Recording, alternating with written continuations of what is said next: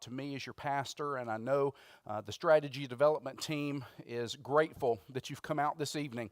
Before we get started with the presentation, just a few notes on how the evening is going to go.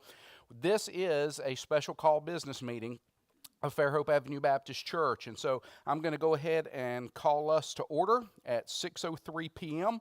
on Sunday, November 13th. And the reason for the special call business meeting is to consider a church safety and security strategy for Fairhope Avenue Baptist Church.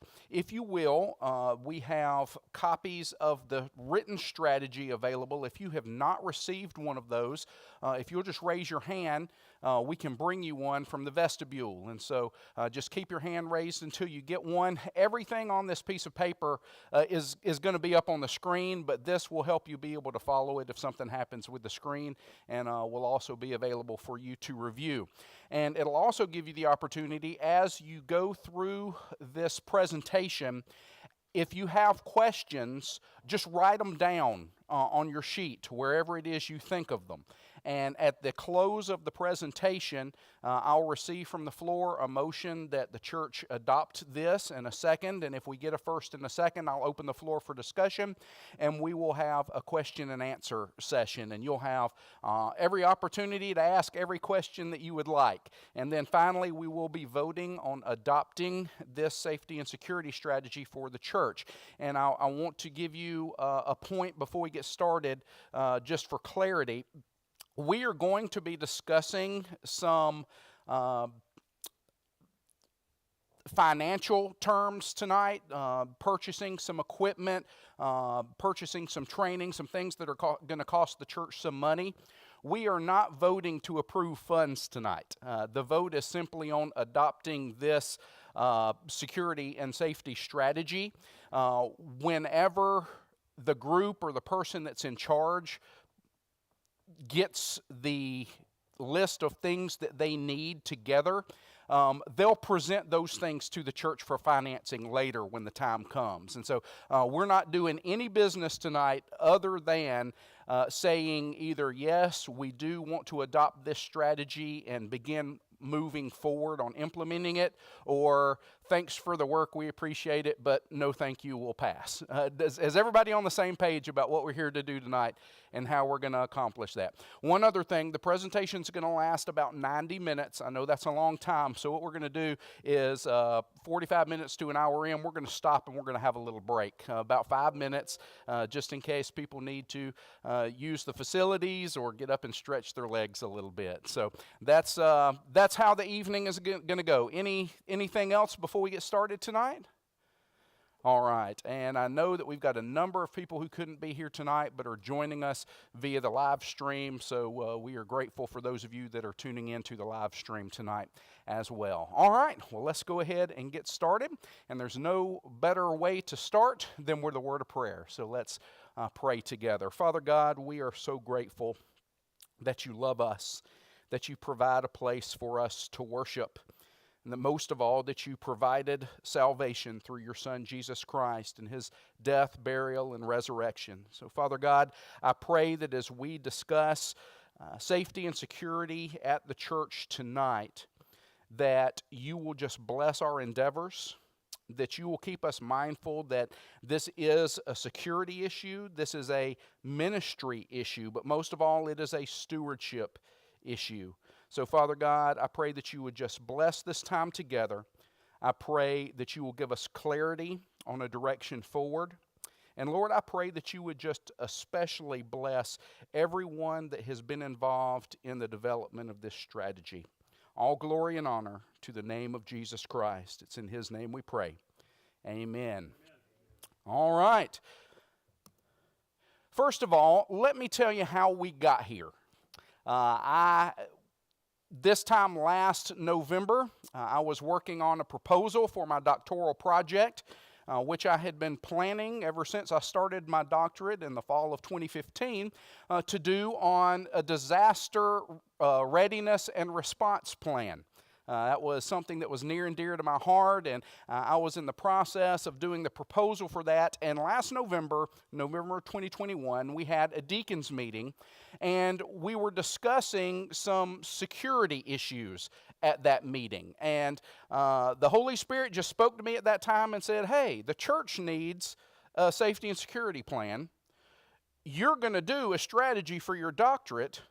Why don't you change directions and work together with the deacons to create a safety and security strategy? And so I called the deacons and met with them again and said, hey, what do you guys think about this? And they said, well, Brother Lewis, that just kind of makes sense. And so we were all on board. I checked with our professors at New Orleans Seminary, and they gave us the nod to move ahead with that. And so in January, we began doing research and preparing. We have consulted dozens and dozens of books, of publications, of brochures, of online articles, of online videos, and started getting together research so that we could put together this strategy. And I am so excited that the deacons came alongside me, and we brought in Miss Deb, our church secretary, to form a strategy development team. And so our strategy development team members, and if you're here tonight, if you would just stand so that we could honor you for all of your hard work. Lewis Johnson, the pastor, that's me. Deborah Fortner, the church secretary. Dave Rowland, Randy Davis, Stan Fant, Roy Good. Bill Helton couldn't be here with us tonight. Please pray for him as he has COVID. Cecil Trawick, who is traveling this evening, and Dwayne Weaver. So thank you to each and every one of you. We had our first meeting as a strategy development team on Saturday, September the 24th, and we met here for 2.5 hours, and we discussed the framework for the project, and we began doing risk assessments. The idea was that after all the research was compiled, that we would find best practices. What are the major problems in the areas of church safety and security, and what are the most successful ways that these issues are being addressed? And so once the research component was done, we wanted to do a risk assessment of our church campus, and actually 3 were performed. I had a gentleman who is the bank officer in charge of security for United Bank that came, and he did a risk assessment of the campus. We had 3 officers from the Fairhope Police Department that came and did a walkthrough risk assessment. And then the strategy development team got together, and we did a risk assessment for each of the 6 areas of this project that we're going to share with you in just a moment. And so we met for the first time on September 24th, spent about 2.5 hours discussing the framework of the project, and we completed 2 of the risk assessments. And then we met every Wednesday night after that, all the way up until this past Wednesday night, and performing risk assessments and putting together these strategies. Besides all of the hours that were put into meetings, there was also a lot of research done. These guys left the meetings and they were looking to get pricing on things or looking for ideas that we could integrate. And so I just want to let each and every one of you who served on that strategy development team know how much I appreciate you and your hard work, and I know that you're going to see the quality of their work in the presentation tonight. All right, so let's talk about why. Why do we need a church safety and security strategy here at Fairhope Avenue Baptist Church? Well, first of all, there's a biblical rationale. I mentioned this morning in my sermon, and I'll mention it again now, that whenever you see something once in Scripture, it's important. But when you see it multiple times, it's like a big red warning flag. Hey, pay attention to this. This is important. And there's a verse that shows up twice in the book of Proverbs. Proverbs chapter 22, verse 3, and Proverbs chapter 27, verse 12. And it simply says, a prudent person foresees danger and takes precautions. The simpleton, or the fool, goes blindly on and suffers the consequences. Unfortunately, in the day and age in which we live, deadly force incidents at churches are on the rise. And we can't afford to be simpletons when it comes to blindly going on and pretending that it's an issue or that it won't happen to us. We want to be prudent in our stewardship of the people that God sends to worship here and of the facilities that we are caring for on behalf of the Lord. And so this is a stewardship issue, and we want to make sure that we are prudent in looking ahead and seeing danger and taking precautions to either mitigate those risks or to hopefully evade that danger, because the Bible says that's the prudent thing to do. But there's also a practical rationale for church safety and security. First of all, Fairhope Avenue Baptist Church is at particular risk for safety and security incidents due to the size of the church and the average age of the church membership. Did you know that most deadly force incidents occur at small churches? Did you know, according to Carl Chin, who is a church security consultant, was involved in 2 deadly force incidents, one at Focus on the Family in 1996, and then another at his church in Colorado Springs in 2006. He accumulates statistics on these, and according to his statistics, between January 1st, 1999 and December 31st, 2018, more than 1 in 5 of the deadly force incidents at faith-based organizations in the United States occurred in Baptist churches. And that is over 50% higher than the group that came in second place. So just our being Baptists and our being small, we are at a higher statistical disadvantage when it comes to these things. And so we need to be on the lookout. We need to be prudent and foresee the danger that happens there. Also, the average age of our church membership. We have, and I'll try to put this as politely as I can, we have a more mature demographic in our building. And people with nefarious purposes and intents may see that as an advantage to be taken advantage of. And so we don't want to be a soft target. We want to make it as difficult as we can for somebody to come in here and cause disruptions or cause harm, whether it be to physical life or whether it be to God's property here. There's an even greater rationale due to incidents that have occurred on our campus within the past 12 months. Just during the course of this project, we have had a suspicious person enter the sanctuary through an unmonitored entrance. One morning during the Sunday school hour, while everybody was in the back having Sunday school, a man who was behaving erratically came right through the front doors of the church and into the sanctuary. And we had a couple of ladies that were in here. They had come late and didn't go back to Sunday school. And fortunately, they went and they found a deacon, and he had a conversation with the gentleman, and come to find out he just needed some water and a place to cool off. And so we gave him water, invited him to stay for worship.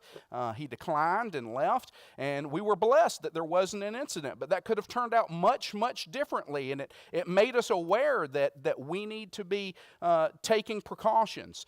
We've also had unmonitored activity in the parking lot during our services. A few months ago, we left after the close of the morning worship service and went out in the parking lot, and every single one of us had a sign about a lost cat on our windshield under the windshield wiper. And you might think, well, that's innocent enough, Brother Lewis. Well, if somebody could go through the parking lot leaving signs on every window and nobody in here noticed, even though we have cameras on the parking lot, it would be just as easy for somebody to go car to car breaking into our cars during the worship service and nobody noticed. And so that was an issue. We've had panhandlers. We've had folks when we left on Sunday morning standing out at the entrances collecting money. We've had the theft of the catalytic converter of the bus. It was parked right here under the side wing of the building, and they came up at an angle from the back of the property that we didn't have a camera faced back there, and that happened. We've also had some medical incidents on campus that we were not properly equipped with the adequate supplies to be able to render treatment for. And we need to think about that, especially with the maturity of our congregation.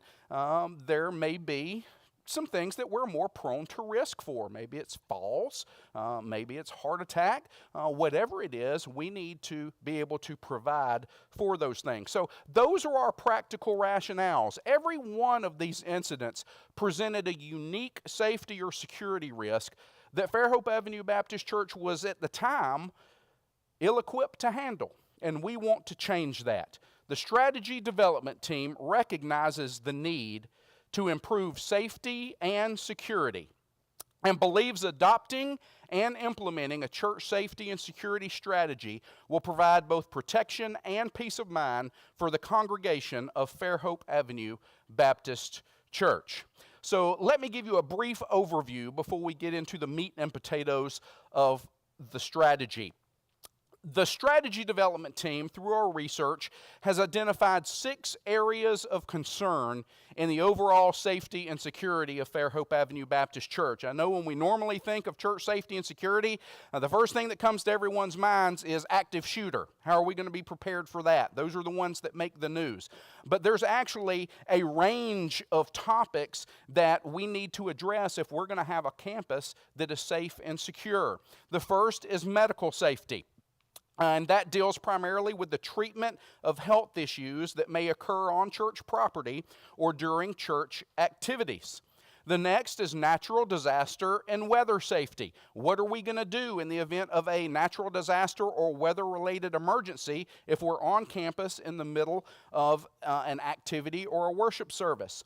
Property safety and security, and there's 2 aspects to this. One is that we want to lower the risk of personal injury on church property. We want to make sure everything's properly maintained. The second part of that is we want to prevent the theft or damage of church-owned property. The next area is operational and financial security. And you might say, what in the world's that got to do with church safety and security? Well, it only takes one lawsuit to wipe out a church.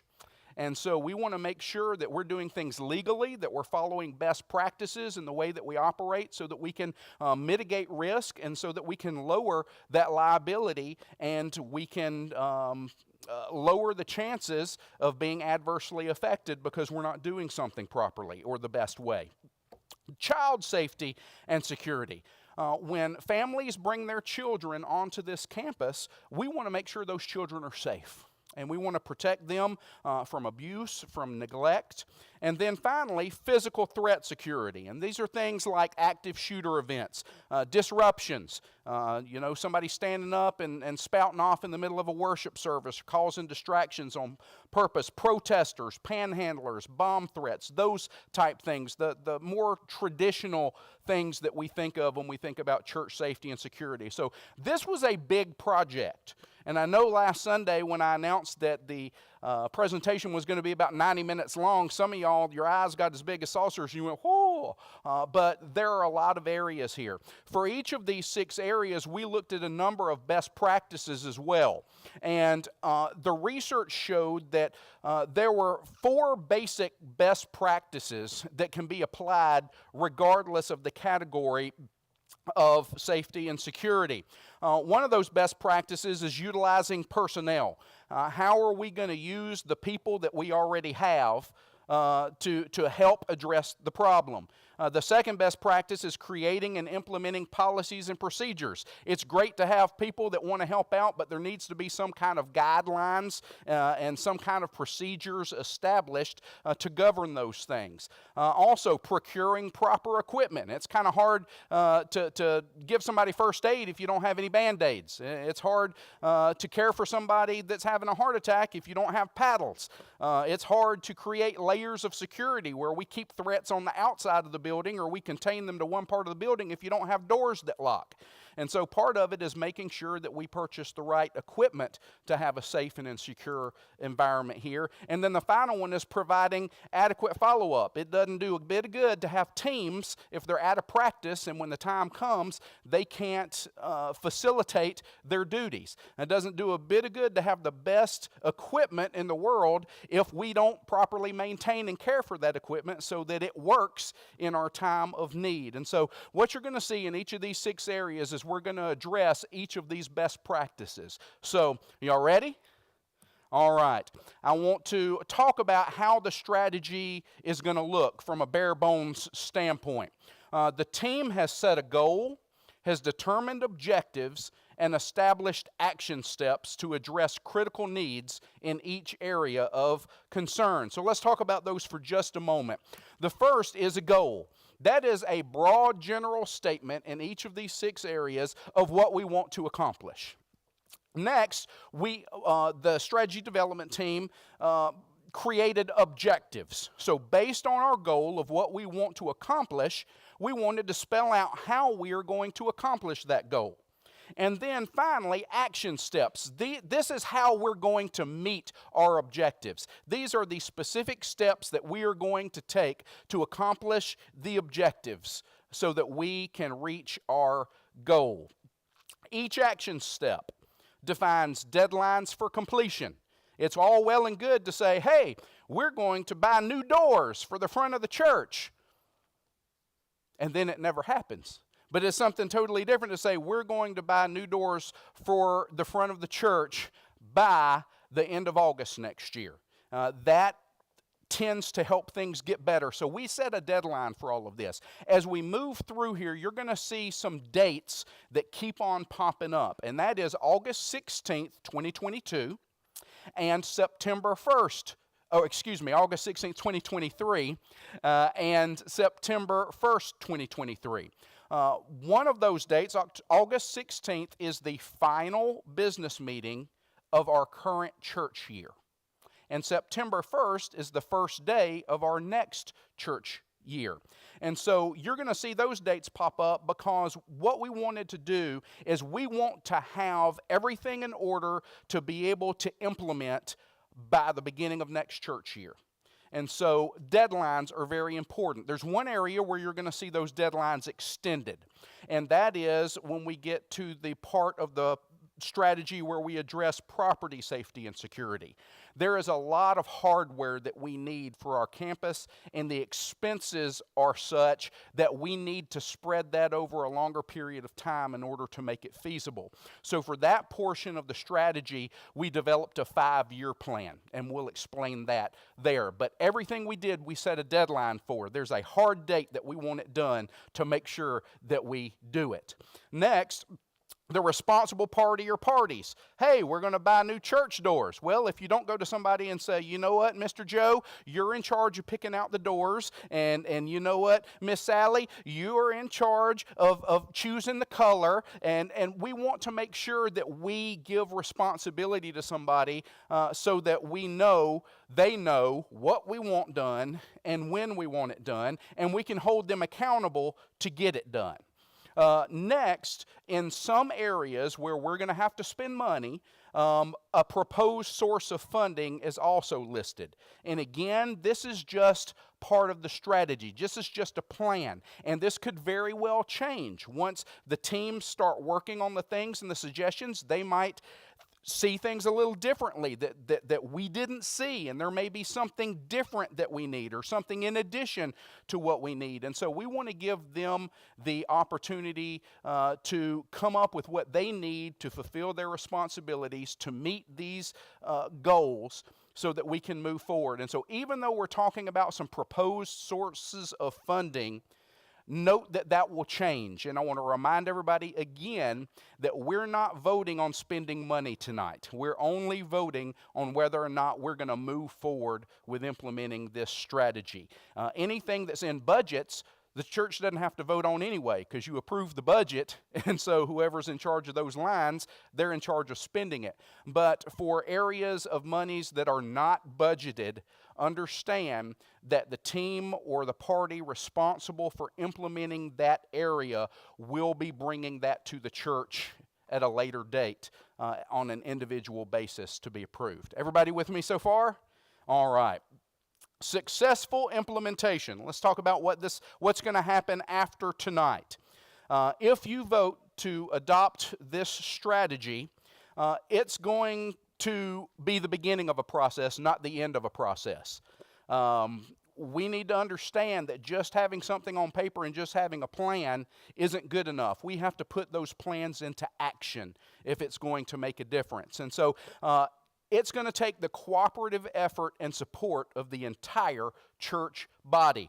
One of the things that you're going to notice is the responsible persons, we have spread out the love when it comes to who's going to be responsible for this. If it has anything to do with finances or operations, the Budget and Finance Committee are going to be responsible for that part of it. If it has to do with the physical property of the church, the Building and Grounds Committee are going to be in charge of that. If it's dealing with employment policies and procedures, the Personnel Committee is going to be responsible for that.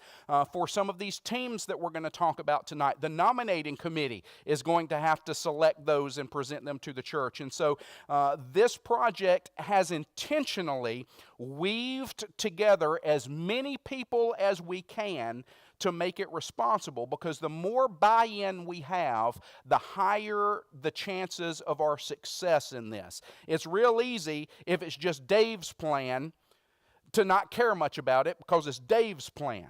But when it's our plan and we're all invested in it and we've all had a say, that becomes a sense of ownership issue. And then you're more likely to have people invested, and you're more likely to have people follow through, and you are more likely to achieve success.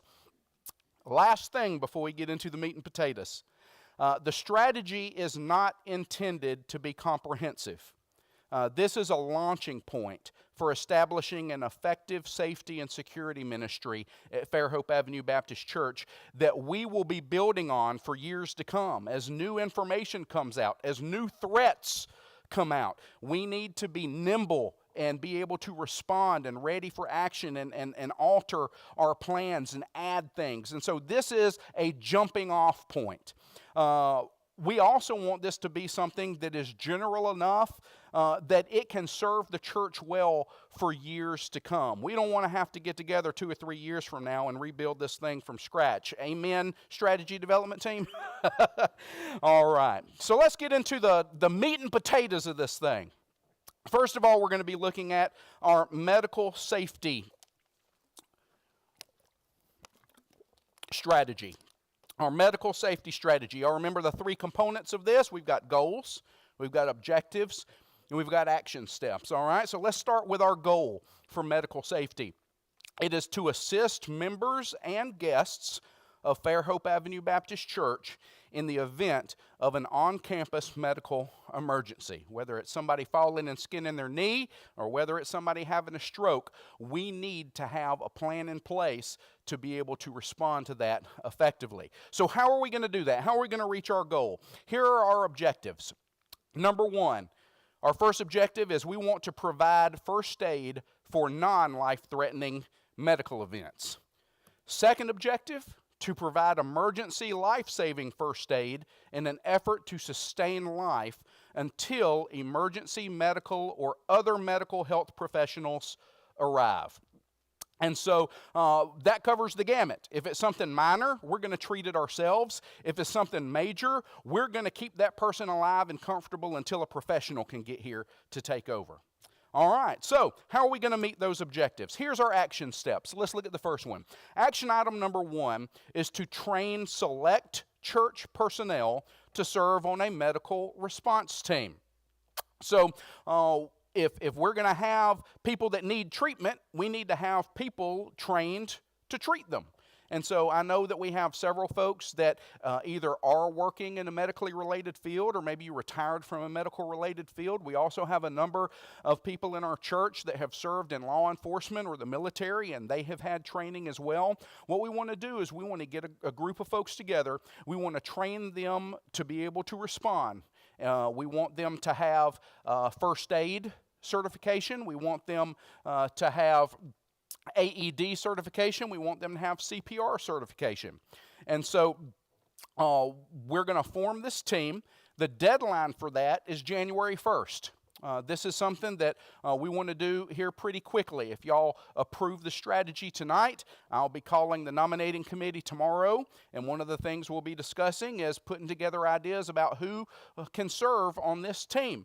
And we'll go forward from there.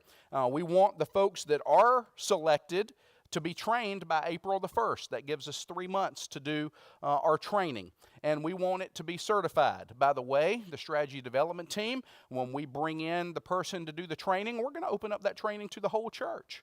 Because not only is it a good thing to have first aid, CPR, and AED training for our medical response team, it's also good for our staff to have that.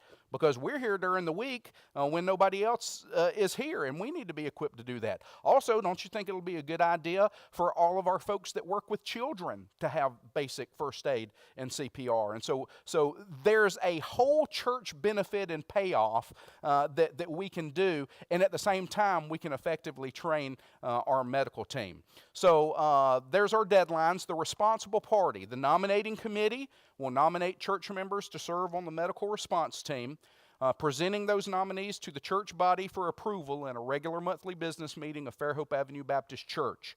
The newly formed medical response team will procure first aid, CPR, and AED certification through a qualified training provider. And if you don't know what AED is, that is an automated electronic defibrillator, and I'll be talking a little bit more about that a little later in our presentation.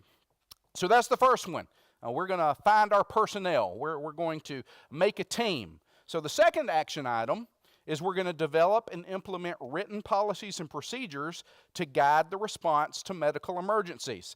We don't want somebody on the floor dying and 3 people arguing over the best way to give them CPR. We want to have established procedures that the team is trained on, that they practice on, so that when something happens, we can react immediately in the best way, and there's no question about what we're going to do and who's going to play what role on that team in that response. Best way to do that is to have written policies and procedures that guide those responses. The deadline for the written policies and procedures will be at the regular monthly business meeting on August 16th. Now, the medical team may have it done by then. They may have it done in 3 months, and we can go ahead and do it. This is not a huge deadline. Matter of fact, I hope that we don't come to you all on one night with all of the policies and procedures, because that's going to be overwhelming. But what we're doing is we're setting a deadline. This is the latest possible date that we want to have this done, because we want to implement this strategy by September the 1st of next year, the new church year. And then I just mentioned the responsible parties are the medical response team with the pastor. And so I'll be guiding the medical response team in how to write the policies and procedures. I'm an ex officio member of all of the committees, and we don't want every one of the committees and teams doing the policies and procedures a different way. And so I'll be there to communicate between the committees and to make sure that we're all following the same template and guiding in that as well. Action item number 3, we've got the people in place to take care of it. We've got the policies and procedures in place to guide their work. The third action item is to procure the equipment necessary to effectively render first aid. So what is that equipment? We've identified in the research that with our size of church and the physical distance between ends of the building, that we need to have 4 fully equipped first aid kits on campus. And I'm not talking about the $12 ones you can get from Walmart. We're talking about a commercial first aid kit. The research also has provided us with a list of the best things to keep in those kits. And so we need to purchase 4 of those and have them placed throughout our facility so that we can respond to those quickly. We also need 1 trauma kit for our size church. That's going to have the medical equipment that we need for situations that go beyond basic first aid. So there's going to be blood pressure cuff and stethoscope. There's going to be pressure bandages in there for punctures. There's going to be the diabetic glucose monitoring kit in there. If somebody passes out, we want to check and make sure their blood sugar's okay. So this goes beyond your basic first aid kit for trauma, and we just need to have 1 of those that are quickly accessible. We would keep that in a central location, so regardless of whether it happened in here, the fellowship hall, or on the Sunday school wing, it would be close at hand. And then the third thing that we need is an AED, an automated electronic defibrillator. And that is a device that when someone is having a heart attack, you hook up to them and it keeps their heart beating in rhythm until the paramedics can arrive. And they're expensive. We're looking at $2,500 to $3,500 depending on the model that we get. But it's very important. Did you know that someone that is not hooked up to an AED, for every minute that they're not hooked up to that device, their chances of survival decrease by 10%? And you might think, well, we're just a few blocks from Thomas Hospital. Well, if somebody hits the ground, it's going to take us a minute to figure out what's going on. And then we're going to call 911 and we're going to get a dispatcher, and we're going to have to explain to the dispatcher what's going on, and they're going to take our name and our number and who your name is and what's going on and who's the people involved, and then they're going to call the paramedics. And there's no telling where in the world that MedStar is that they have to come from. So even if, and this is a pretty quick response time, even if they're here in 8 minutes, because we don't have an AED, that person's chances of surviving has now gone down 80%.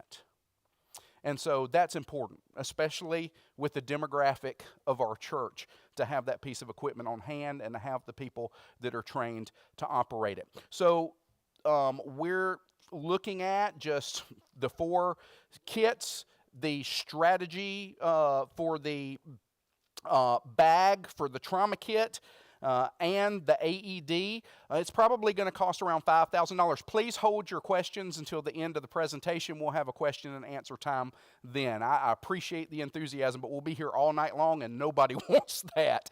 So that's going to be it. And so if you recall, last year we were financially blessed. Our giving exceeded our budget by a little over $30,000. And we took a little over $10,000 of that and designated it for security purpose, and we'll get to that a little later in the program as well. But we have $20,000 that we just left in our general fund in the event that something came up that we needed to make an expenditure. It's there. And so the strategy development team said, hey, we know this is expensive. We know that it's not in the budget.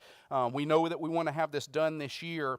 When the time comes and the team gets ready, they can suggest to the church, make a motion to the church that the funds for that come out of that area. And that's something that we identified to help with the process. So that's our action item number 3. So we've got our personnel in place. We have got the policies and procedures to guide them in place. We procured the equipment necessary to effectively render first aid. And our 4th action item is to develop a written plan to ensure proper maintenance of equipment and skills. And I already mentioned that having proper follow-up is very important. The medical response team, they're going to need to meet at least once a quarter just to practice using all of the equipment and make sure that all the batteries are good and that everything is charged and everything is working correctly. That if somebody has raided the kits, that we have those supplies refilled so that everything's ready to go. And so this action item 4 just helps us establish the follow-up so that the team is ready to act in case of an emergency and the equipment is properly maintained so it'll work in the case of an emergency. So that concludes our medical safety strategy. Next, we move to our natural disaster and weather safety strategy.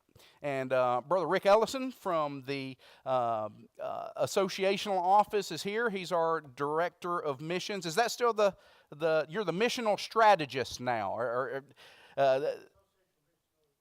associational missional strategist. So they're always tinkering with those names. We're honored to have you with us tonight, Brother Rick. Brother Randy, would you mind getting Brother Rick a copy of the strategy so that he can follow along with us? That's fantastic. All right, well, let's keep going. Natural disaster and weather safety. The goal is to protect members and guests at Fairhope Avenue Baptist Church during a natural disaster or weather emergency. And notice the word "at." That's the operative word in this goal. We can't help you if you're at Walmart when a tornado blows in. But we do want to make sure that if you are on campus here and a tornado blows in, that we have a safe place for you and you're taken care of. And so Our goal is just to protect folks who are here whenever a natural disaster or weather emergency takes place. So here are our objectives. Here's how we're going to reach that goal. Number one, we're going to establish natural disaster and weather emergency response plans. We're just going to plan to be ready. Number two, we're going to facilitate the execution of those plans. Plans don't do a bit of good being on paper. You have to be able to execute those plans. And so that is the second objection, to facilitate the execution of emergency response plans in the event of a natural disaster or a weather emergency. So here's how we're going to do it. Action item number one. We're going to select church personnel to serve on a safety and security team. I know what some of you guys are thinking, oh my gosh, there's 6 areas of security. Are we about to have 6 new committees formed? No. We wanted to treat the medical response team separately and differently because that's a different skill set than security and other types of safety issues. And so ultimately in the strategy, it's creating 2 new teams for this church. One of them is the medical response team that we've already gone over, and then the second one is the safety and security team, which we're creating here, but they will actually be overseeing all of the other 5 areas of safety and security that we're going to be discussing this evening. So the deadline for team member selection is going to be the regular monthly business meeting on November 16th, 2022. And that is not a mistake. That is 3 days from now. And here's the reason why. I'm going to contact the nominating committee, and I'm going to make a recommendation based on a recommendation from the strategy development team that the deacons be named as the safety and security team for our church. They were all involved in all of the research. They were all involved in the strategy development. They know what we need to do. They have a vision in mind for how to do it. And so at least for this first year, we're going to recommend that. So that's not going to take months. That's a phone call to the nominating committee tomorrow morning. Hey, the strategy team wants the deacons to be in charge of this for the first year. By the way, the deacons are all on the strategy team, and so we're not asking them to do something that they didn't do. The word deacon means to serve, and taking care of our people is one of the roles of deacons. And by providing a safe and secure area of worship, that is a natural fit for the office of deacon. So we'll be doing that. So be here Wednesday night for our regular business meeting. And if y'all approve this tonight, y'all will have the opportunity to vote on establishing that team 3 days from now. So we've got our personnel in place. Action item number 2. Develop and implement written policies and procedures to guide the response to natural disaster and weather emergencies. And again, the deadline for that, we want to have those approved no later than the August 16th business meeting next year so that we can put this into effect at the beginning of the next church year on September the 1st. And the safety and security team is going to be responsible for the written policies and procedures. And let me kind of pause here, and you're going to notice that policies and procedures are something that we're establishing in every area. We don't have to invent these from scratch. Matter of fact, for this area, the natural disaster and weather safety, the Georgia Emergency Management Agency has developed a program called Praise and Preparedness. And you can actually go to their website, and they actually have a template of weather and natural disaster plans that you can pull straight off their website. You simply plug in your church's name and adapt them to work. And so I know it's going to sound like a lot developing all of these policies and procedures within a year, but the great thing is that a lot of the work has already been done for us. We can just use existing resources like these, and it's going to make sure that we have great plans that don't miss anything, but don't take a whole lot of work to be able to dig into and adapt for our church to use. All right, action step 3. We've got our personnel in place. We've got our policies and procedures. We need to procure some equipment. And action item 3 is creating signage indicating evacuation routes. and designated sheltering areas and display prominently throughout the church. If you've ever been to a school or you have ever been in a hotel, if you notice just inside the door of the classrooms or the door of your hotel, there is a floor plan of whatever floor of the hotel you're on, and there's usually a little star or red dot that says you are here, that shows you where you are on the map, and then there's some arrows that direct you toward the exit. We need those for our church. And you might say, well, Brother Lewis, we're a tiny church, and we all know where the exits are. Well, we may, but what about the visitors that are here one Sunday? Or maybe we have exits that you don't know about, like how many of you have ever been through this side door here and gone through the closet? Did you know that doesn't connect the buildings? It's an exit to the outside. In the case of emergency, we want everybody to know where to go, and having those things throughout the building are the safest practice. And so we're going to create those places. We're going to create the signage. We're going to make sure it's hung throughout the building. And again, we want that done by the next church year on September the 1st. And the safety and security team is going to work together with the Building and Grounds Committee to see that that is done. Action item number 4, procure emergency equipment and supplies in preparation for sheltering in place on the church campus. So many of you know whenever there's a hurricane, all the lines are down across the roads, all the trees are down across the roads. You just stuck at the house for 3 or 4 days. And you might say, well, Brother Lewis, I know we're old, but we can move fast enough to get out of the way of a hurricane, you know, if we find out about one during a church service. And you're exactly right. But tornadoes move a little bit quicker. And if we get a warning signal that says that there's a tornado coming across Mobile Bay, that it's going to be on us in 4 minutes, we're going to be stuck here at the church. And because of the policies and procedures and the great planning of our safety and security team, we're going to have a designated place to shelter in place during the storm. But after the storm, you may not be able to get home because there could be power lines down across the road. There could be trees down. We could be here for 2 or 3 days. And so I don't know about you guys, but I need to eat more often than once every 3 or 4 days.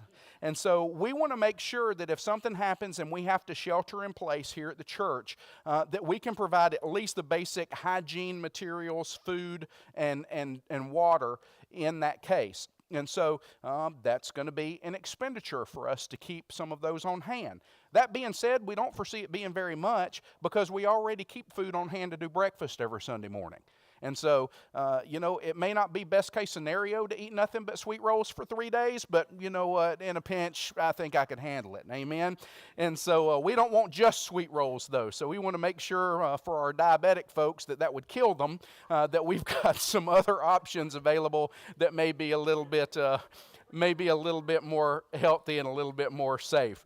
And so we suggest that the monies for those come out of church monies held in the general operating fund the first year, and then we include monies in the general budget for future years. Again, safety and security team would be in charge of procuring those supplies.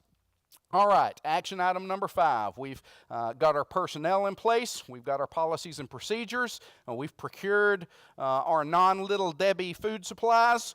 Now we need to have we need to provide for proper follow-up. And so action item number 5 is to develop a plan for regularly conducting drills so the safety and security team can practice emergency response procedures, increase readiness, and stay familiar with established protocols. If there's a fire, we don't need everybody wondering what's going on.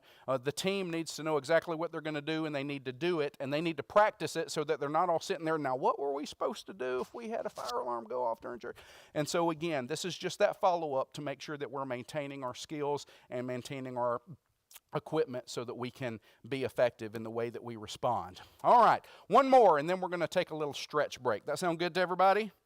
All right, property safety and security. This is the longest one.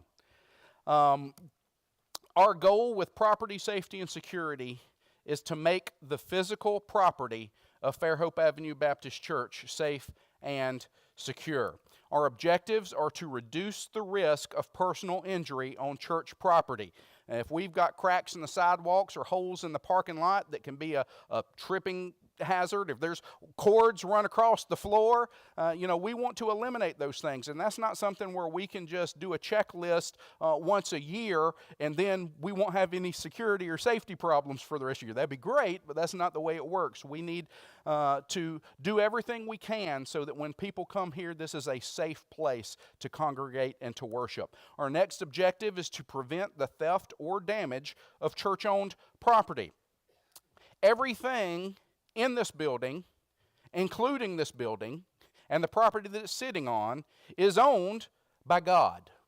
We are simply stewards of it. And we have been charged with taking care of it. And so part of taking care of it is protecting it against damage and theft. And so all of those things are encompassed in property safety and security. Before we get into these, let me remind you that the time frame is going to be a bit different. You're going to see that the first several action steps we have are things that we're going to put in place this church year. But simply because of the costs, we're expecting, $2,500 to $3,000 per year. It's a whole lot easier to spread $15,000 over 5 years than it is to try to absorb that all at one time. And so we're going to try to manage most of this through the budget that we currently have for building and grounds this year. And then in the coming years, this strategy calls for the Building and Grounds Committee planning this when they do their budget planning so that it is built into the budget each year for the next 5 years. All right, y'all ready to go? All right. Action item number 1, to create a safety checklist for a weekly safety inspection by the church custodian. George, our church custodian, is through this building more than anybody else. Every week, he goes over every inch of this building. And so it just made sense to the strategy development team that since he's here and he's going over every inch of the building anyway, why not create a safety checklist of hazards for him to look for when he's going through the building every week. And that way we can make sure that if anything is left out, like an extension cord, or if there's a pothole that pops up in the parking lot, or if the handrail gets loose or something like that happens, he can catch it and we can fix it before anybody gets hurt. So the deadline for that safety checklist is January 1st of this year. We don't want to wait until next September to be safe. I don't know about y'all, but I just don't want to do that. And so the strategy development team is already working with George to create this checklist, and we're going to try to have that ready for him by the first of the year to go ahead and implement immediately. And you see that under the responsible parties. The safety and security team will create the safety checklist.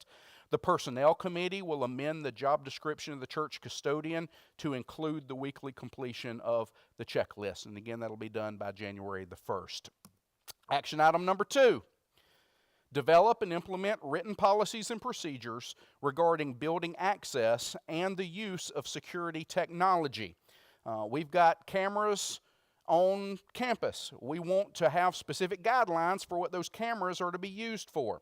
We're looking at getting two-way radios to communicate. We'll get to that later in the strategy, but what we don't want is a comedian cracking jokes over those things, and we can't get through if something happens, an emergency. So we need protocols for how we are going to use the security equipment that we procure. We also need to have written policies and procedures regarding our building access. Which doors are going to be open and closed? Who's going to be responsible for making sure they're open and closed? Who's going to be at those? Who has a key?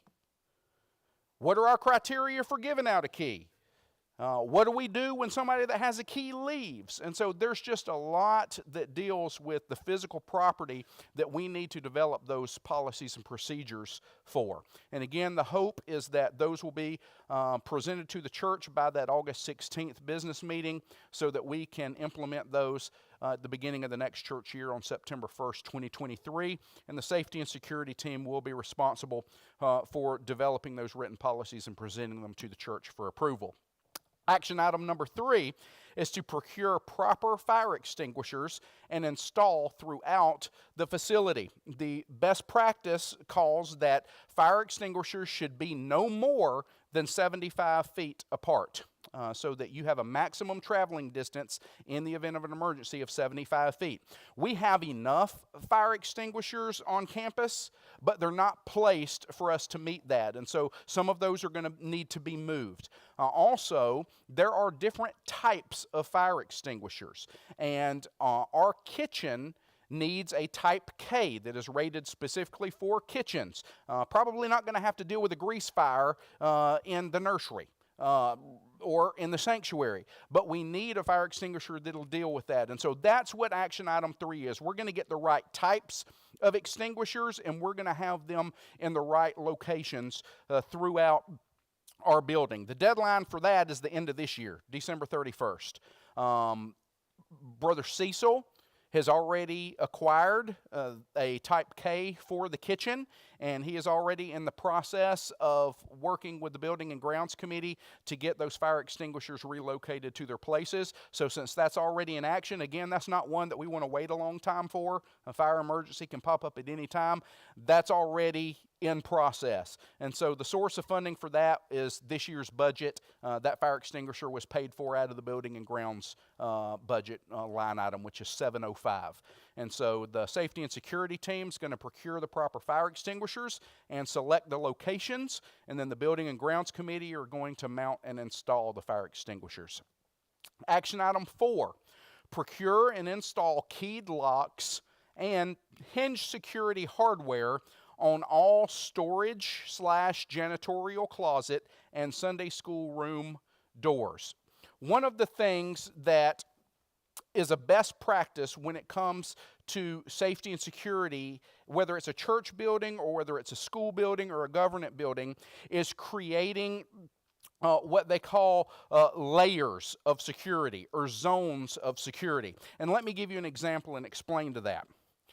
I would much rather someone that has ill intent toward this church to just keep driving by on Fairhope Avenue Baptist Church and never turn into the parking lot. Amen? I mean, that is best case scenario.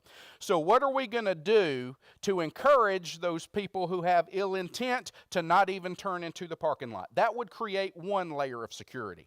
But let's say they do turn into the parking lot. Then the question becomes, how do we keep them out of the building? I'd way rather them be outside and us safe inside than to have them running around in the building, right? So how can we create another layer to make sure that they're on the outside? And now here's the tricky part. What if they do somehow get in? It would be great to be able to shut the doors of the vestibule very quickly and have them locked so that if they make it in the front door, the security team slams those doors shut and they can't get in here and all of us can hit the nearest exit and get out, right? That creates a zone or a layer of security. Let's say they come in through the fellowship hall. We need to be able to lock down the sanctuary from this side so that we can get out the front. And so that's the concept of zones or layers of security. And so part of that is we want to make sure that on our Sunday school room doors, if there's somebody in the building during the Sunday school hour or there's somebody in the building during the worship service, but we've got the nursery back there, they need to be able to lock their doors to keep the bad folks out. And right now, we do not have locking doors on any of our Sunday school classes. They're just closet knobs. There's no way to lock those, and so we need to create a way to lock those. Our janitorial and storage closets, we keep cleaning chemicals and things in there. A lot of those things are pretty colors like pink and blue and orange, and to a little kid they look like jugs of Kool-Aid. And so we don't need to leave those doors unlocked where kids can just walk in there and can potentially harm themselves. And so we need to make sure that we've got working locks, that we know where the keys are to those buildings, because those doors right now do have key lock doorknobs. The problem is we don't know where the keys to them are and haven't for a long time. I don't know about you, but I don't want our little kids drinking floor wax because we decided to wait until next October to do something.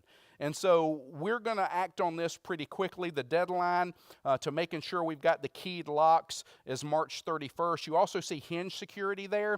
It doesn't do much good to lock a door if the hinges are on the outside, and all somebody has to do is pop the hinge pins off, and guess what? The door is locked, and you can open it from the hinge side. And unfortunately, because of the fire code, our Sunday school room doors have to open out into the hallway, and that means that the hinges are on the outside. The good news is that there are ways to secure those hinge pins where they cannot be taken out. And so part of this process of making sure we can lock those doors won't do much good to have a lock on there. If they can take the hinges out, we're going to secure those hinges at the same time. The source of funding for these things, again, is going to come out of the Building and Grounds budget line item 705 that's already in the budget for this year, and Building and Grounds Committee will be responsible for that. Action item number 5 is to procure and install video surveillance signage and install 16 additional security cameras. So there's 2 parts to this one.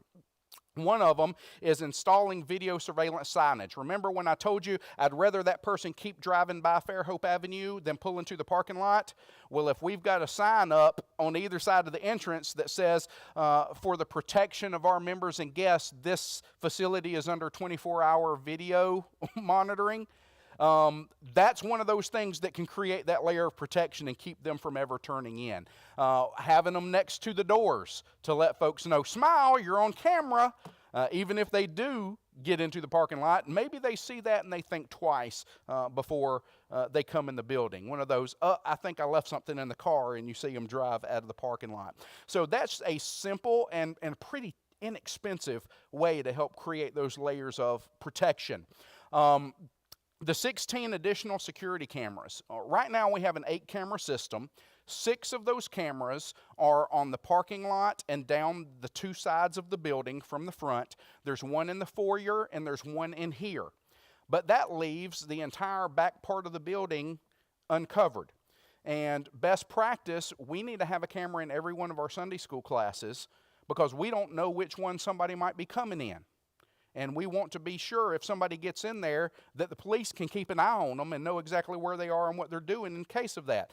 If we have someone that decides to let themselves in and relieve us of some of God's possessions that we are stewarding, it would be nice to have the evidence of that we could turn over to the Fairhope Police Department.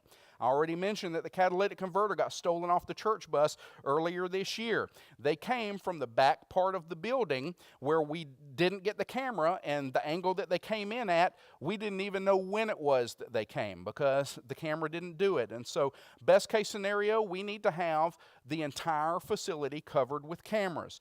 We need to cover the entire perimeter and have cameras facing toward our property lines. That'll keep anybody from being able to come onto the property without us knowing about it. We need to have them in those classes, especially our children's classes, because hopefully somebody won't get the wrong idea about our children if they know that they're on camera and they're being recorded.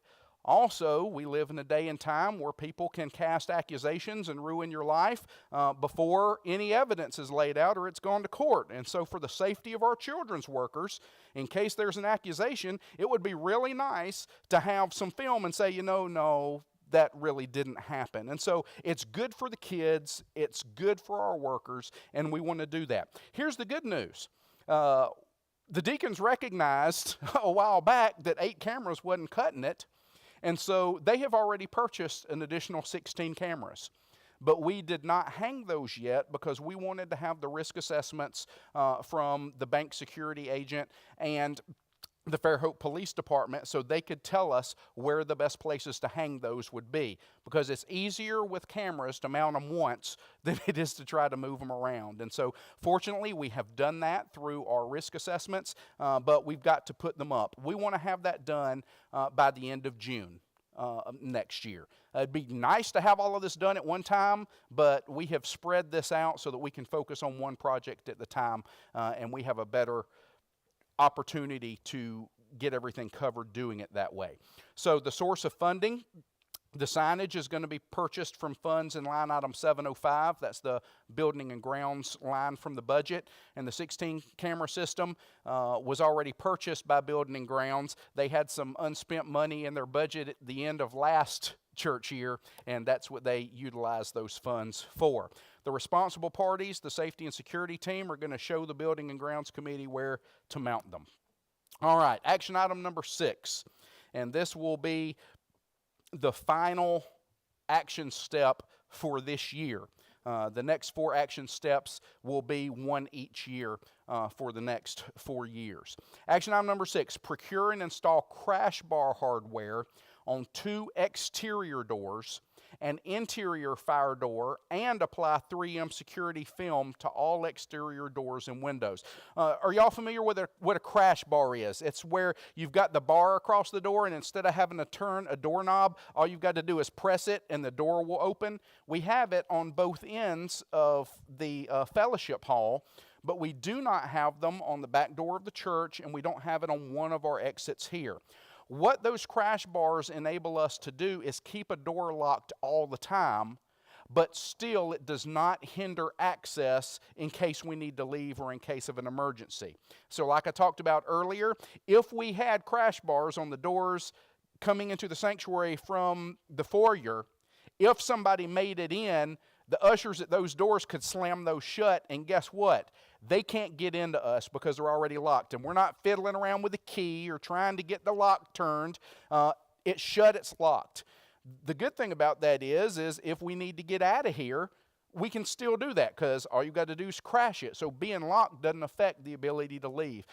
This allows us to create some of these layers of security, and it really will help us out. We're going to look at these crash bars from an outside-in perspective. We want to focus first on making the building as impenetrable as we can, and then we'll work on coming inside and setting up those zones and doing the things we need to do to protect the insides. The 3M security film, that is simply like window tint film, except that it is designed to not be able to be penetrated in less than 45 seconds. And I know 45 seconds doesn't sound long to you, but for a criminal that's trying to get in and out pretty quick, it's very doubtful that they're going to stand there beating on something for 45 seconds if they can't get through it. And so it doesn't make the glass impermeable, but it does make it real hard to get through. Why do we need that? Well, I've already mentioned that on the ends of the fellowship hall, we already have crash bars. Well, guess what? We've got big glass doors too. So right now, even if those doors are locked, all I've got to do is break the window, reach inside, and hit the crash bar, and I've now let myself in. And so we want the crash bars to help, but we've also got to make sure that where those crash bars are accessible, that we're doing something to keep that from being able to happen. And we don't want ugly iron bars on our church doors. We don't want people to drive up and think that they're visiting prison instead of God's house. And so this is a way that we can make those windows and doors safer without any kind of cosmetic changes, because we know, ladies, it's important to make sure it looks good. All right. Action item 7. Now we're moving on to fiscal year 23-24. Action item 7 is to replace the church front doors and frame, to install bolo sticks on all the Sunday school room doors, and to add exterior lighting to the church. So there's a lot packed in this one because it's going to be spread over a year. Let's take those one at a time. Best practice for doors is that they have steel frames and solid cores. And so we want either solid wood doors or we want doors with metal facings, and we want to make sure that we have a metal frame. It's much, much harder to damage those than it is wood. And right now, we have wood hollow core doors and frame at the front of the church. And it's not a surprise to any of you guys that have ever opened or closed that door. If you yank on the handle very hard, it don't matter that there's a bolt in the floor and that the little door lock's on there. It's going to swing wide open. And so there's no way to correct that other than to completely replace it. And so we're going to build that into the budget for next year so that we can replace those with something that is much safer.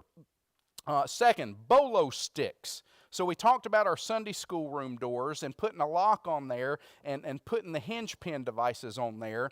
But if somebody really wants to get in and put their shoulders into it, even a door lock isn't going to keep them out for long. They make a device called a bolo stick, and it is a solid metal rod about yay long. And there's a bracket that mounts next to the floor on the back of a door, and you drill down into the concrete, and the bolo stick is designed to stay hanging on the wall next to the door. That way the kids can't get it, and if the teacher goes out the door for a second, they can't lock the teacher out, right?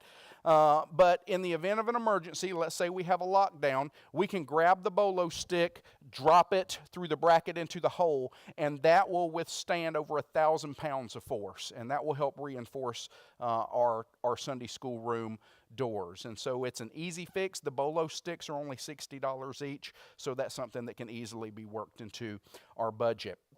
And then exterior lighting.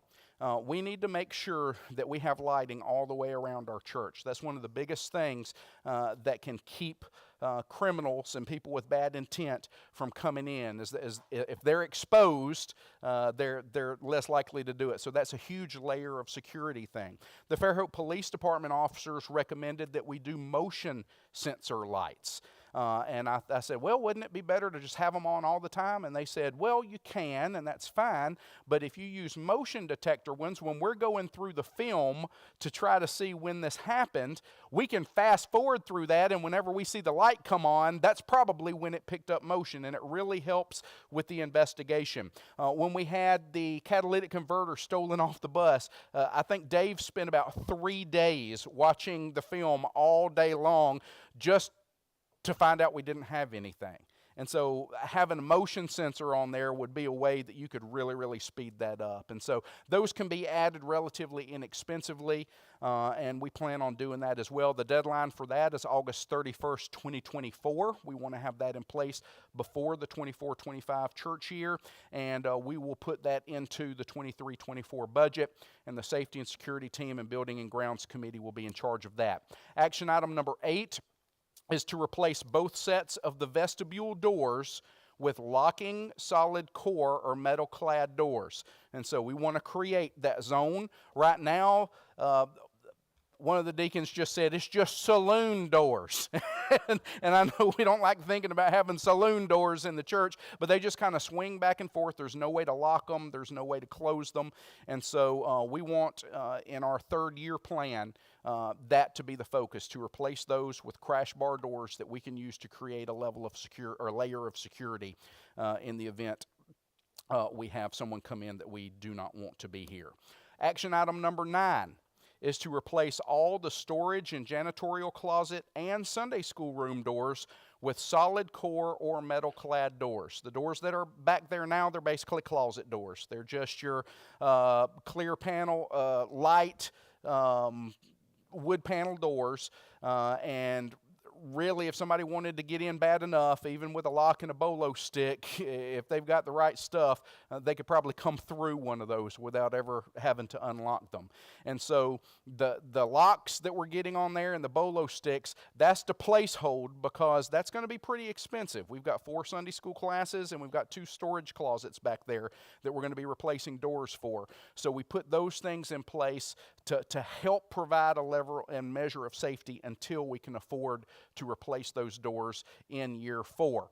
The good thing is that we can take the locks off of the old doors and put on the new ones, so we won't have to replace those again. And the bolo sticks, we can just take the bracket off of the old doors, put on the new doors, and so we'll still have all of the levels of protection that we need on those. Again, we want to have that done by August 31st, 2026, and the source of funding will be the 25-26 budget, with the Safety and Security Team and Building and Grounds Team being the responsible parties. Action item number 10 is to procure and install monitored security alarm system in the church. And I know some of you are probably thinking, well, why didn't we do that first? Well, a monitored security alarm, all it's going to do is let you know that something has already happened. It can't protect anything from happening. And so the strategy development committee, when we got to this area and we considered the alarm system, we thought, you know what good is it to have an alarm system saying, hey, somebody just broke in?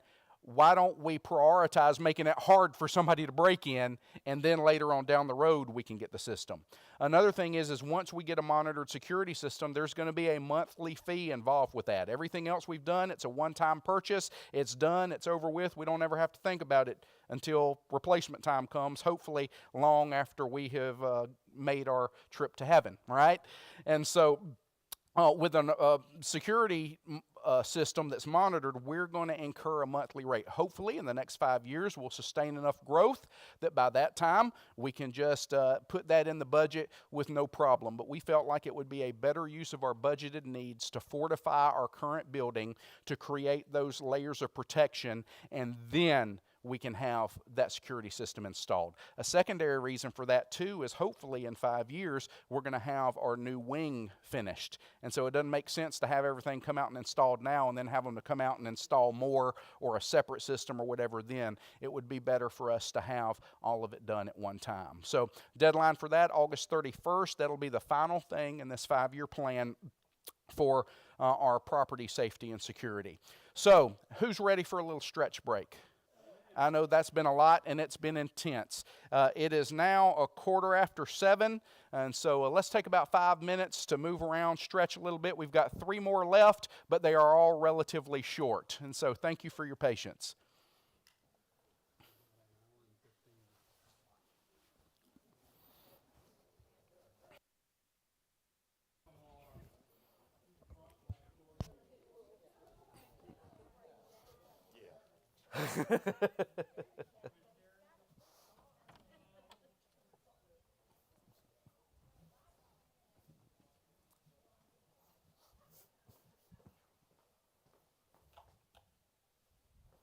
Well, there we go.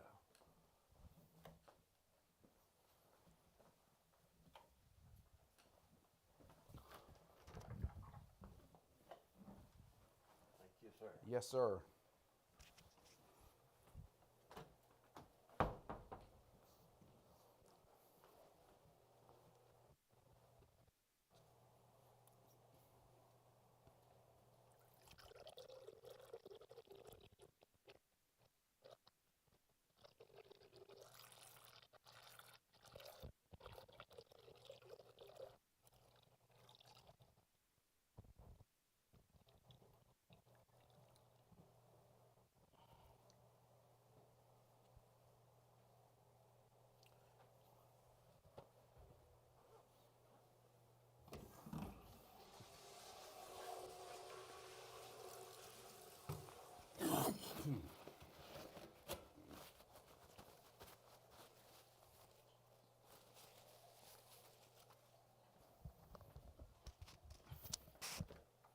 Hey, Break excuse too, me. huh? Yes, sir.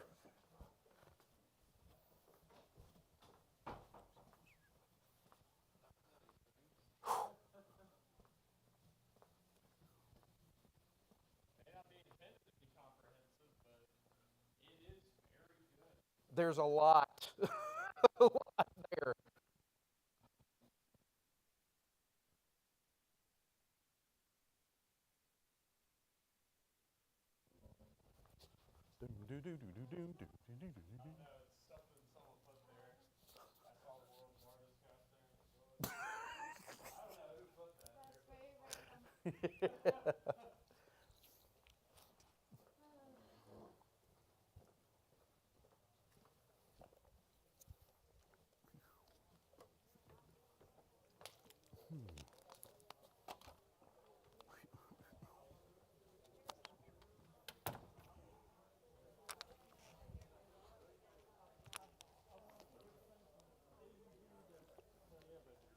I think it might be appropriate to say this, all of this is designed so we can disciple people and serve our community.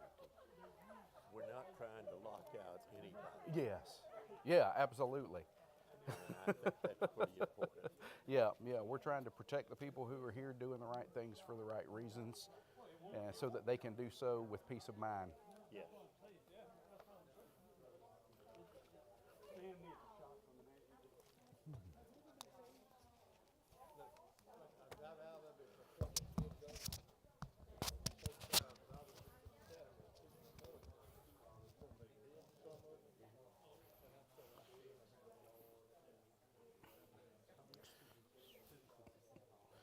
All right, we'll go ahead and get started so that we can finish this up.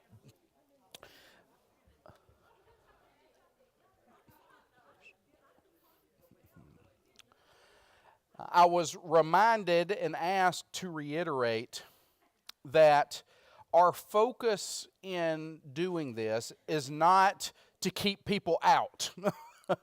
We want to create an environment where people can be discipled, can grow in Christ, can worship with peace of mind and without worrying. We want to create an environment where people can come and bring their families.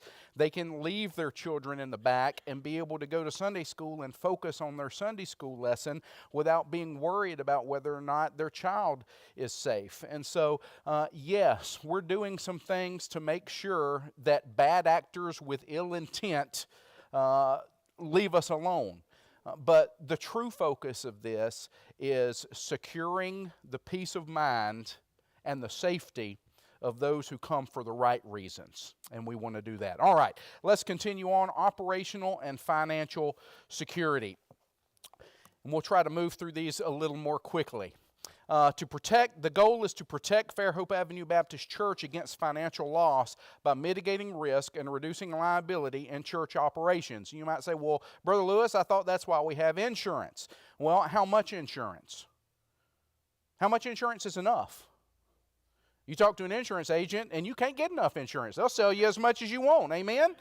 And so here's the deal. If something happens and somebody wants to shut this church down, their attorney can find out how much insurance we have, and they can just ask for whatever beyond that that they want, because the insurance company ain't going to pay a penny more than what we provide them.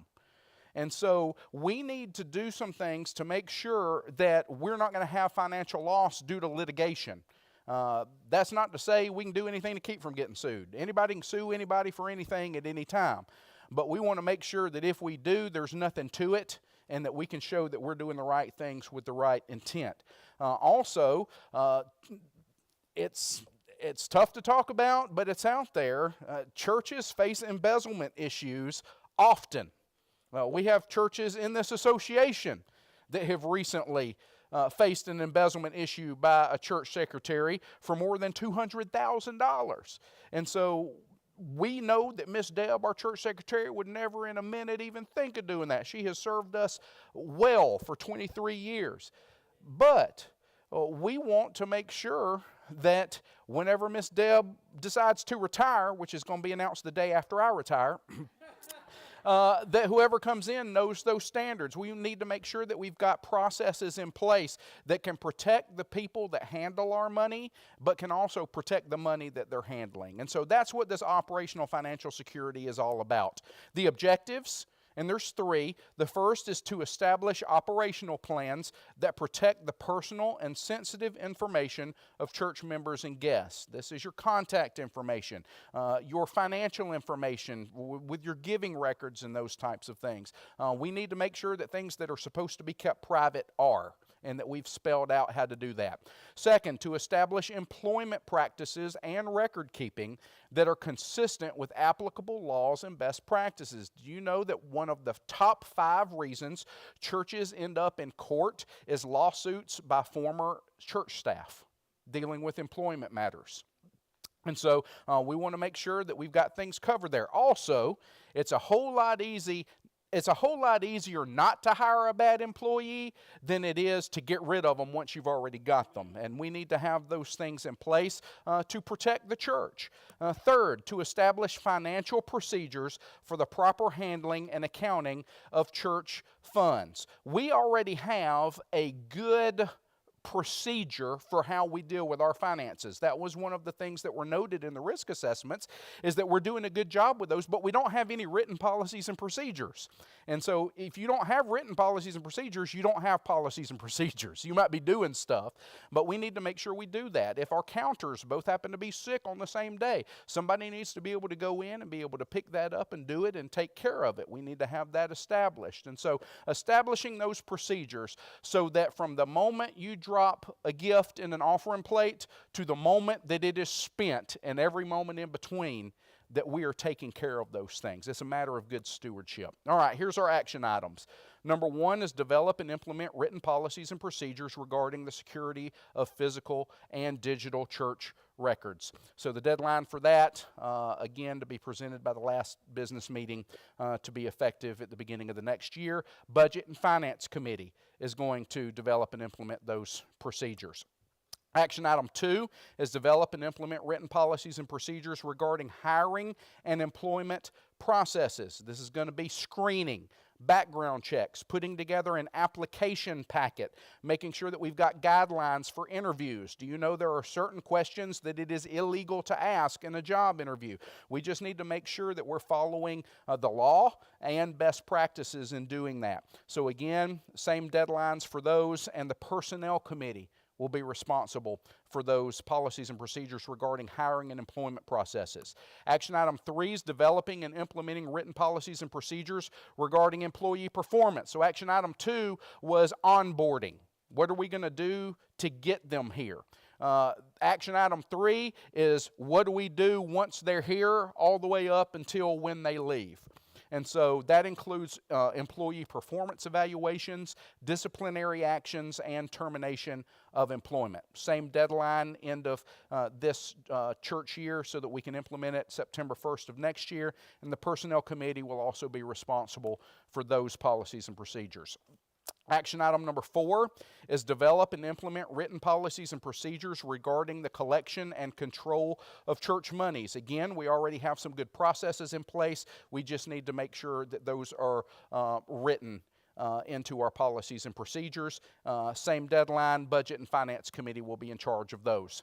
Action item number 5, develop a plan for regularly conducting audits of church finances and operations. So this deals with that providing proper follow-up aspect. We just need to make sure that we're holding ourselves accountable in the way that we operate our church, and audits are a good way to do that. Best practice is to have a group within the church perform those audits or reviews for 3 to 5 years, and then have an outside agency come in once every 3 to 5 years to perform it from the outside. It's expensive, isn't it, Brother Rick? That's one of the things we looked at when I was on the stewardship committee for the association. And so we'll definitely need that 3 to 5 years to save up the funds to be able to afford it in the last year. But that's a great way to ensure that we're doing things the way that we need to and we're not missing anything. That's it for operational and financial. I told you we were going to move this thing along. Amen? All right. Next is our child safety and security. And this is extremely important. I know that we don't have many children here right now.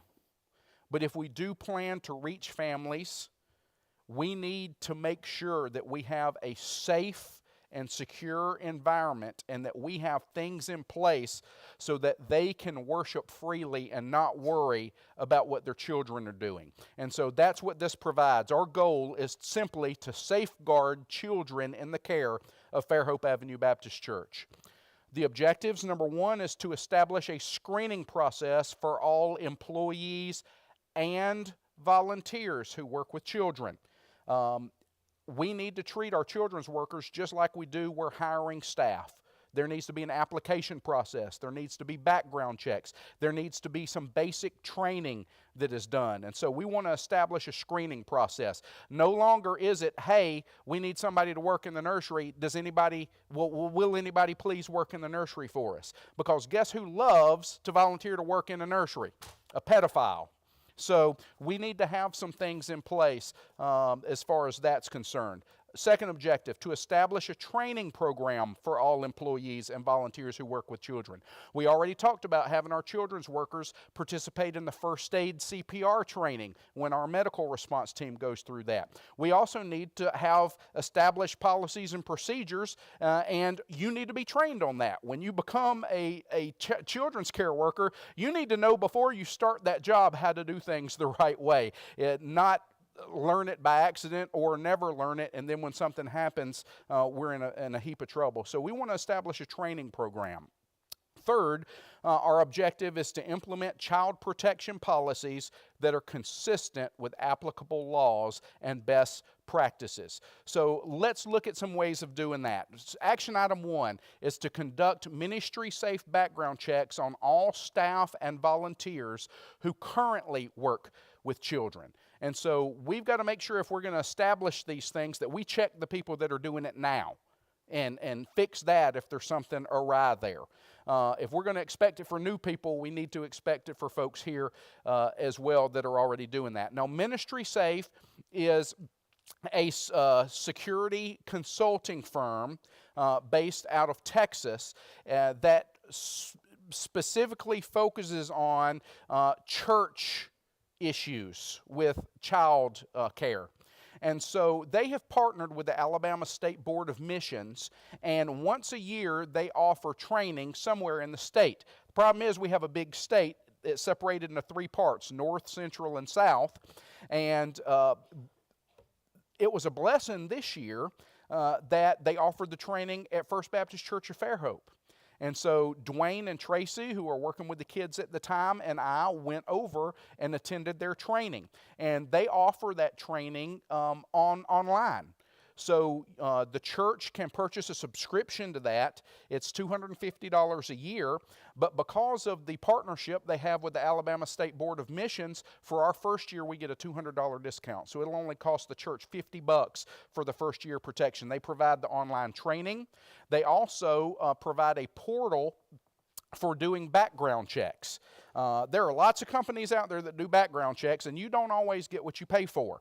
And Ministry Safe has figured out what it is that you really need and what you don't, and they've got levels based on who you're hiring and what you want for what they're hiring that is very cost effective.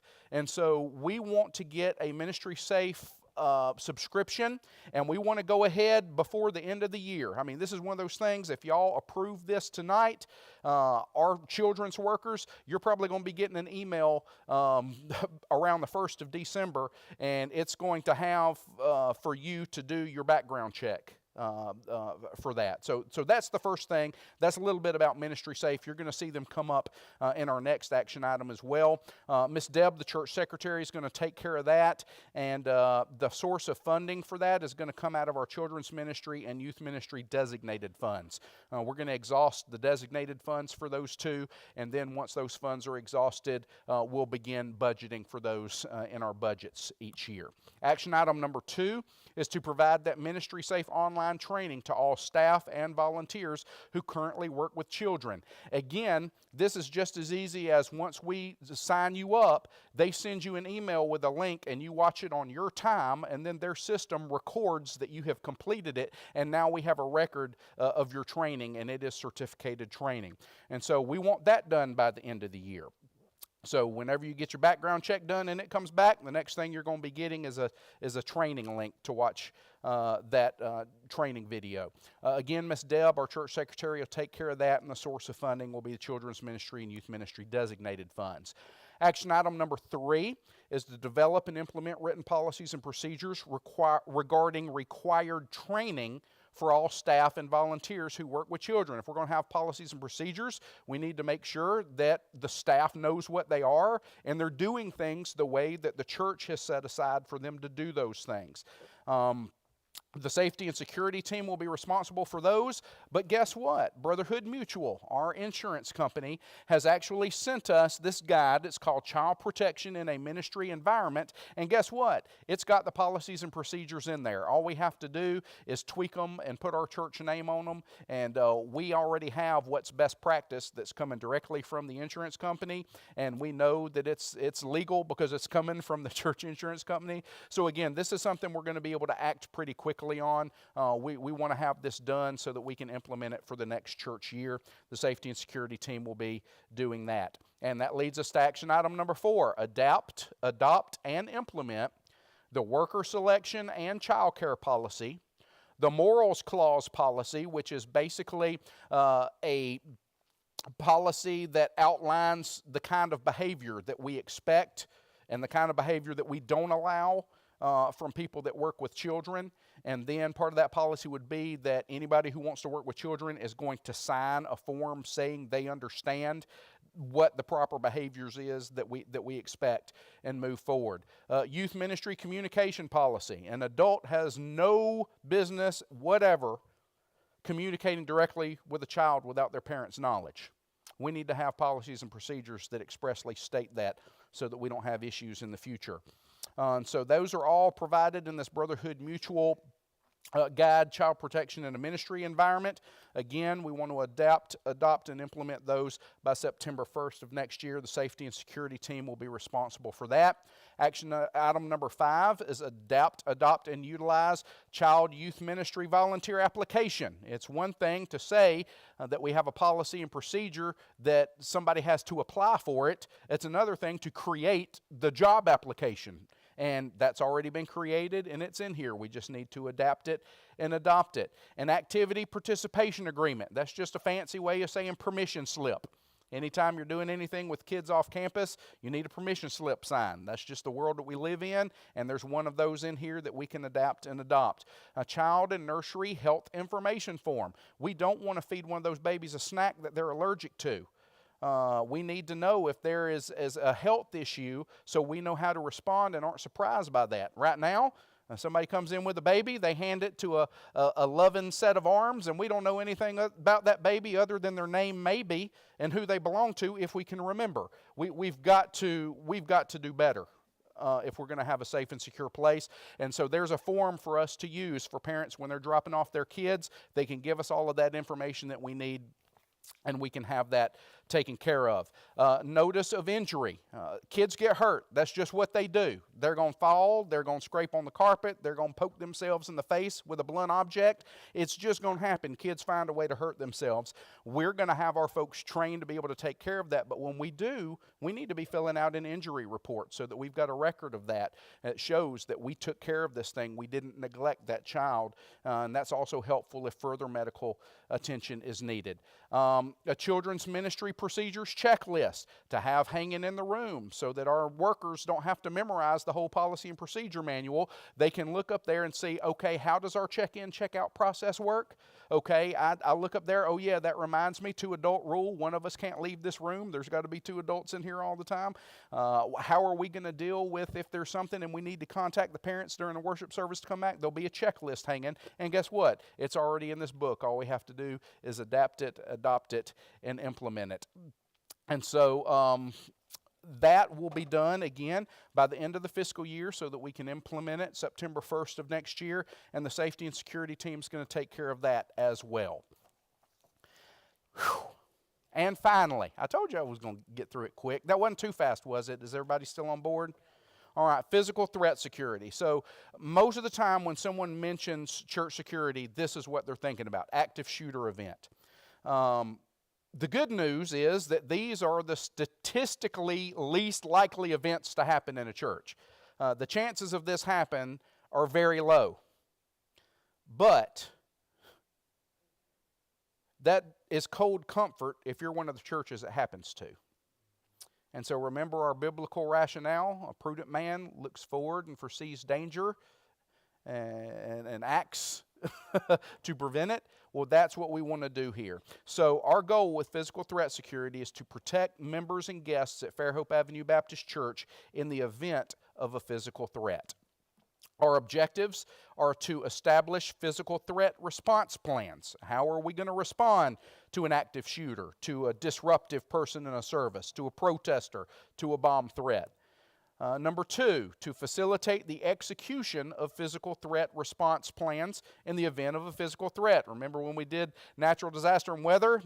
Doesn't do a whole lot of good to have plans if you can't execute those plans when the time comes. So we want to be able to facilitate the execution of the plans that we set. All right, action item number 1. We're going to contract an armed and uniformed off-duty police officer to provide an on-campus security presence during worship services and church activities.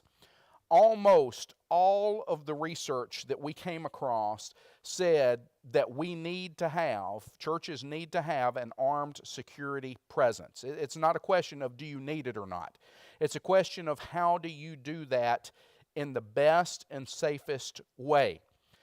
Some churches have police officers that attend, that are regularly trained to deal with these types of things, and they can do that. Some churches just have some good old boys that bring their pistol, and that's the armed thing. While that may be effective, it's been seen that in active shooter incidents, they're just as likely to injure church members as they are the person that is perpetrating the threat.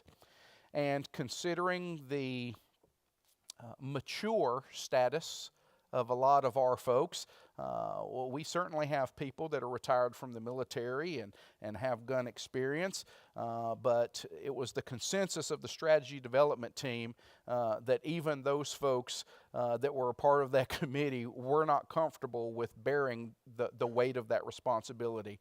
There's also an awful lot of accountability and liability that comes with having volunteers do that. And so we foresaw this coming when we had our budget overage in the last year. And I mentioned earlier in the presentation that we had set aside $10,400 for an armed security person. And so upon approval here, the Personnel Committee will get to work on a job description. We've already got some folks that have expressed interest, and hopefully we can have somebody hired by the first of the year. There'll be some layers of security with that as well. We're hoping if somebody has bad ideas and they come and they see an armed police officer in here, that they're going to think, you know what, I left something in my car, and we'll see their tail lights going in there. The other hope is that when folks come in, especially families with their children, and they see that we've put forth the effort to have an armed police presence here, that will make them more comfortable and more at ease that they are safe and secure to worship, and it will bring them peace of mind. So the source of funding for that is going to be the Armed Security Wage Designated Fund that y'all have already voted on at our business meeting in October. Action item number 2. Yes, we need an armed security response, but we can also utilize an unarmed security response. We also need training. And so the Fairhope Police Department has offered to provide active shooter training for the congregation and to our safety and security team. They did this training a few months ago at Fairhope Christian Church. Some of y'all saw that on the news and in the newspaper and had let me know about that. And Fairhope Police Department said, we're always looking for churches to be able to do this training with. And so our plans will be to have Fairhope Police Department come by the end of spring. We want to do it on a Sunday morning when the most people are here. Not going to do much good to do it on Wednesday night when nobody's here. We want to do it when the most folks are here. The reason why we said May is the deadline is because we know our medical response team is going to be trying to do their first aid and CPR and AED training earlier in the year. We had the deadline for that the end of March. Well, this gives us a couple of week window between that training and the start of summer. And we know what happens to church attendance at the start of summer. So that's how we set that deadline. And the safety and security team will be setting that up for us. Action item number 3 is to develop and implement written policies and procedures to govern security personnel and guide the response to physical threats. We want a trained group of personnel working in conjunction with our armed officer that already knows how we're going to respond and facilitates that response in the event that it becomes necessary. It doesn't need to be a guessing game. We don't need to have people arguing about which door to send people out of if there's somebody in the back of the church shooting. That just will not end well. And so having those policies and procedures, having those plans in the place will help with that. That being said, the reality is if somebody comes into the church and starts firing weapons, it's going to be mass chaos. But hopefully we've got people here that have been trained and been practicing, and they can step up and take control and help us evacuate as quickly as possible should that happen. All right. Action item number 4. purchase equipment for effective and efficient communication amongst security personnel. Our safety and security team needs to be able to communicate with one another. If there's somebody crazy in the parking lot, it's better for the whole team to know that than one team, so that wherever they are, they can facilitate our reaction based on our policies and procedures. One of the people that will, one of the ways we can do that is by using two-way radios, and I already mentioned that earlier in the system. That would fall under this. The armed security person would have one. Each of our safety and security team folks would have one, and we would have one in the children's classroom and in the nursery, so that we can communicate quickly if something happens. We also need a way to communicate to police officers who respond to an incident who our security people are, because we don't want the police mistaking them. And so we need to have some kind of identifier to communicate to police, but at the same time, we don't want to put a target on our safety and security team folks so that the shooter takes them out first. And so we're not going to go into detail about what we will do there, but there's some ways that we can have some identifying mark on our folks that we know about and that the police department knows about, so that in the case of emergency. So the purchasing of those types of things would fall under here. Again, that would be church monies held in the general operating fund. So the safety and security team would choose what those things are, and then they'll make a motion and bring before the church as far as purchasing those and prices. Action item number 5. Develop a plan for regularly conducting drills so the safety and security team can practice emergency response procedures, increase readiness, and stay familiar with the established protocols. Just like we want our medical response team to know the equipment, know how to use it, and in the case of a medical incident, be able to respond immediately, we want that same level of readiness for our safety and security team. So this helps provide that follow-up to ensure that we do those. And of course, we want to have that done by the end of the church year so that we can implement that at the beginning of the next church year. And that concludes the presentation of our church safety and security strategy. Do I hear an amen? All right. At this point, do I hear a motion that we adopt the church safety and security strategy for Fairhope Avenue Baptist Church?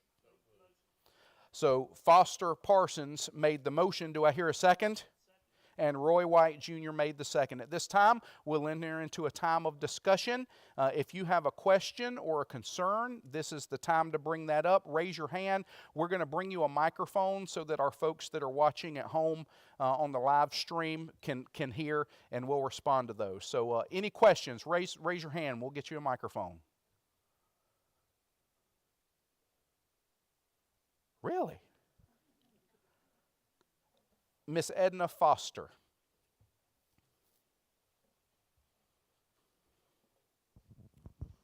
Okay, like if we're in a Sunday school room, how are we going to know when we go on lockdown? How are we going to know when we go on lockdown? That will be worked out with the policies and procedures that are developed and formulated by the safety and security team. We have at our disposal a number of books that contain samples for policies and procedures. We did not get into the details of those because the scope of the project would have been too big. We just want to start this ministry and build it. And so we intentionally left the details of the policies and procedures vague in general, because we want the folks to be able to have the time to dig in to figure out how we're going to do it best. That said, the discussion that we had in the strategy development team meetings were that because all of the security team folks will have radios and they're dispersed throughout the building, if there's a lockdown, it'll be called out over the radio and it'll immediately be communicated throughout the whole building. We had talked about a PA system, but that's very, very expensive, and we can accomplish the same thing with 10 radios. And so, again, the details of that will be worked out in these policies and procedures. We will know the answer to that when the committee brings them before the church, because every one of the policies and procedures will have to be presented to the church and voted on for adoption.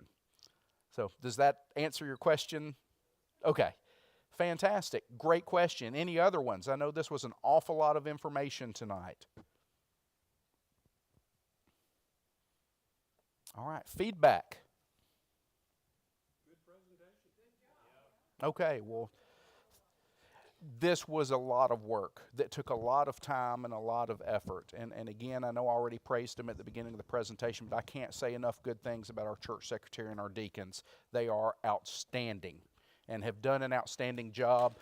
And I have full confidence in them leading our safety and security team moving forward, should that be the vote of the church tonight. Anything else? Last call for discussion. Caitlin Johnson.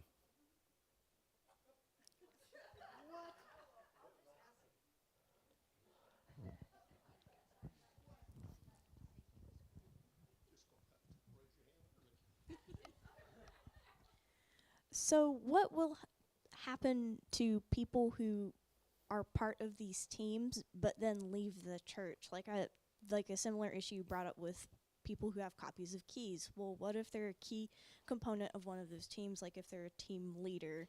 That is an excellent question, Caitlin.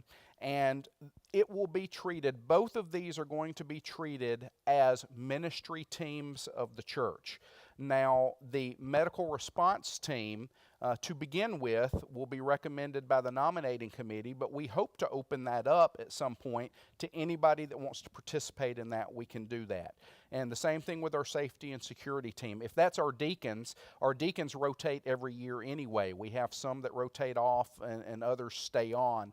And so with the safety and security team component of that, it'll be taken care of with the natural deacon rotation. With the medical response team, we have a sign up for all of our ministry teams every year. Remember, at the end of August, we handed out the sheets to everybody and had them fill it out the first Sunday in September and turn it in. And so we will constantly be having people come in and do that. And the policies and procedures that we implement will identify the training that they have to have when they come on board. And so the natural processes of the operation of the church should take care of the issues that you addressed, and the training component will make sure that whenever new people are brought on, they have the full training and are continuing to participate in those teams. Excellent, excellent question. That's my daughter, y'all. All right. Any others tonight? Last call for discussion. And the floor is now closed for discussion. All in favor of adopting the church safety and security strategy for Fairhope Avenue Baptist Church, please signify by saying aye. Aye. Any opposed, please say aye. And the motion has passed unanimously. Thank you all so much. Now, the best motion we'll hear tonight. Do I hear a motion we adjourn?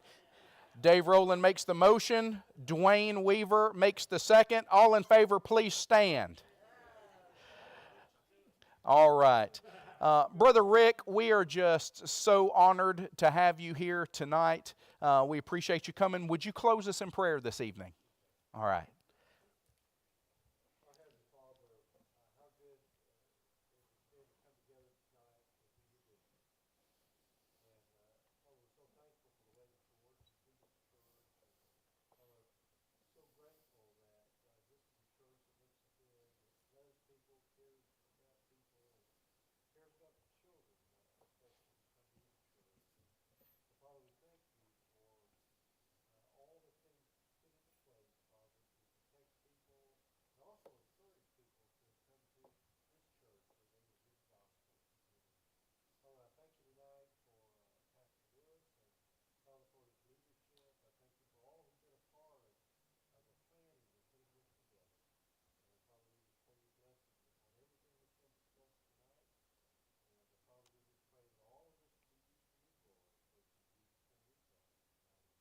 God bless you, and you are dismissed.